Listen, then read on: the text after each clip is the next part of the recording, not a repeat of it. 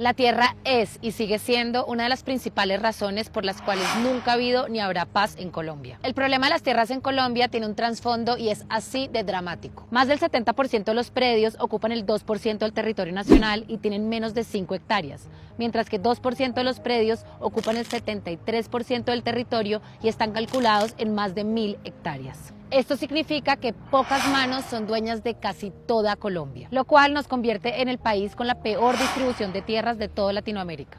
El tema es tan sensible que cualquier reforma que se haga va a chocar con los intereses de grandes terratenientes que son pocos pero muy poderosos y que no quieren cambios en las reglas de juego. Pero si no solucionamos este problema, no tendremos paz ni mucho menos equidad y veremos nuestras vías bloqueadas todos los años por indígenas y campesinos que le reclaman al Estado, con razón, que les garantice lo mínimo para subsistir. Para nadie es un secreto que la tierra en Colombia está muy mal distribuida. Aunque tenemos algunas pistas, no sabemos a ciencia cierta a quién le pertenece. Ni siquiera el Estado sabe cuánta tierra tiene. Este problema es el que le pone freno al desarrollo social y económico del país. El catastro en nuestro país está desactualizado, tanto por la desidia de nuestros gobiernos como por las presiones de los latifundistas y las agremiaciones de empresarios que saben que actualizar el catastro significa pagar más impuestos. Según Naciones Unidas, Colombia es uno de los países con mayor vocación para convertirse en una de las despensas alimentarias del mundo. Pero este paso difícil, porque dedicamos para la agricultura menos del 20% de las tierras cultivables y el 80% restante está para pastos de ganadería. Del 20% de tierras cultivables, es decir, 8 millones de hectáreas, solamente 1.4 se destinan para el cultivo de alimentos para uso interno. Las tierras con vocación de uso para ganadería alcanzan los 15 millones, pero tenemos dedicadas a esta actividad más de 34 millones, es decir, más del doble. Por el contrario, le dedicamos a la agricultura tan solo 8 millones de hectáreas cuando podrían ser 22. ¿Pero quién es el gremio ganadero del país? Fedegan, cuyo presidente es el esposo de la congresista María Fernanda Cabal, que quiere cambiar la ley de restitución de tierras. Tal es la sobreutilización de la tierra en ganadería que cerca de 1 millón de campesinos tienen unidades agrícolas por menos de 1.6 hectáreas, la tierra en la que promedio vive una vaca en Colombia. Las vacas a sus anchas y los campesinos sin espacio para cultivar. Esto sin mencionar que la ganadería es una de las peores actividades para el medio ambiente. Como el catastro está desactualizado, no sabemos quiénes son los verdaderos dueños de la tierra en Colombia, pero hay cosas que sí sabemos, como por ejemplo que durante el conflicto armado fueron despojados y abandonados entre 8 y 10 millones de hectáreas de campesinos desplazados por la guerra que hoy luchan por recuperar sus predios. Restitución de tierras, 0 metas, 0. O sea, de cara a un escenario como el que tenemos, de poder avanzar en los 0 metas en el plan de desarrollo. Aparte del tema de restitución, la Contraloría en el 2012 comenzó una investigación para verificar si algunas personas estaban acumulando terrenos ilegalmente. Los baldíos son tierras de la nación que el gobierno puede usar para entregar a comunidades campesinas, indígenas y afros que no tienen tierra. Pero la ley prohíbe efectuar titulaciones de estos terrenos baldíos en favor de personas naturales o jurídicas que sean propietarias o poseedoras a cualquier título de otros predios rurales en el territorio nacional.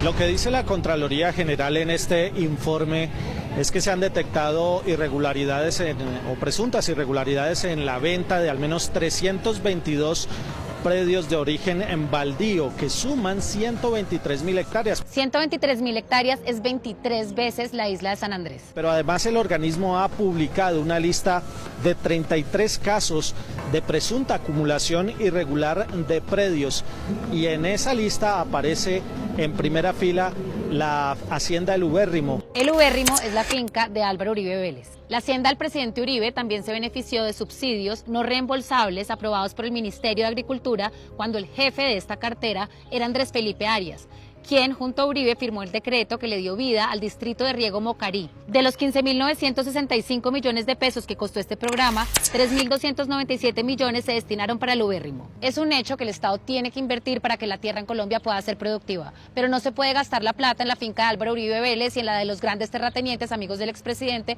porque así nunca vamos a avanzar. Pero aparte de Uribe, en estas investigaciones también aparecen nombres conocidos, como por ejemplo el de Luis Carlos Sarmiento Angulo, que tiene una organización que acumula más de 22.000 hectáreas en el Meta.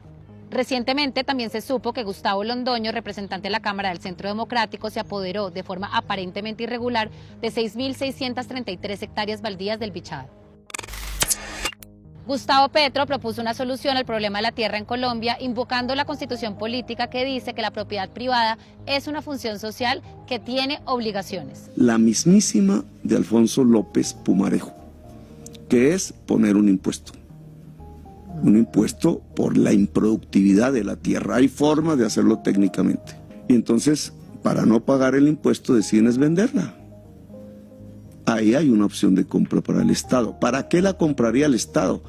No para fundar empresas estatales, como dicen las malas lenguas, produciendo aguacate o cosas por el estilo, no, para entregárselas a los campesinos, a los pequeños y medianos productores que tengan vocación agraria. Esta propuesta hizo que le cayera el mundo encima, acusándolo de querer expropiar las tierras en Colombia. El doctor Gustavo Petro, con su amenaza expropiadora chavista, quiere sacarme del sector agropecuario. Pero al doctor Uribe se le olvida que cuando fue presidente propuso una ley que se cayó por inconstitucional y que decía: cuando el propietario no acepte expresamente la oferta de compra o cuando se presume su rechazo de conformidad con lo dispuesto en el inciso segundo del numeral 5 del artículo 135 de la presente ley, la unidad procederá a ordenar que se adelante el proceso de expropiación. ¿Uribe quería expropiar? ¿Uribe castrochavista? El problema con las expropiaciones del presidente eterno es que ya sabemos que no serán en favor de los más pobres. El que de verdad manda en Colombia, Álvaro Uribe Vélez, llamó esta semana a la Directora Nacional de Tierras a darle órdenes de cómo disponer de la tierra de los indígenas en Caldas y Cauca para favorecer a sus amigotes. Presidente, usted me da 2 minutos fuera del micrófono. No basta con ponerse la mano en el corazón, es hora de pasar a la acción. Presidente Duque, si quiere pasar a la historia, traicione a su jefe y comience por impulsar una reforma agraria de verdad. El acuerdo de paz le da bastantes luces de cómo hacerlo. Como dice Jesús Abad Colorado en su exposición fotográfica sobre el conflicto armado y que todo el mundo debería ver: con frecuencia se nos olvida que los campesinos que en las montañas y en las veredas producen nuestros alimentos y conservan los bosques son quienes han puesto sus hijos para todos los ejércitos, han perdido la tierra y perdido la vida y han sido humillados y ofendidos.